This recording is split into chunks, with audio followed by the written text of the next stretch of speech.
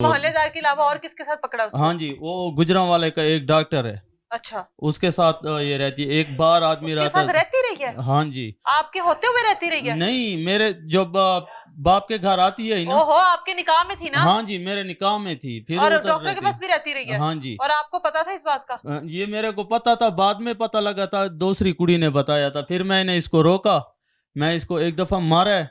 जिस टाइम इसको मैंने पहली दफा मारा है, बस उसको मैंने मारा है। सुबह उसने मेरे को निशा दे दिए, फिर वो चली गई है। सुबह मैं उठा हूँ 12 बजे, ते वो नहीं थी ना, मेरी बच्ची थी ना, मेरा सामान था ना। पैसे भी लेके आई थी मेरे रिश्तेदारों से कि यार हम कोई कटी बच्ची ला ले लेंगे, हम इधर रहते हैं जंगल में, तो कोई चीज़ बना लेंगे। 50,000 रुपया लेके आई है, जेवर लेके आई है, वो भी ले गई है। अभी तीसरा ताल्लुक किसके साथ था, आप बता रहे तीसरा हो? तीसरा मेरे बहन के मुंडे के साथ था।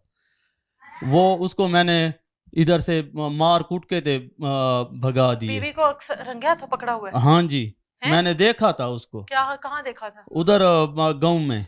अच्छा। हाँ जी।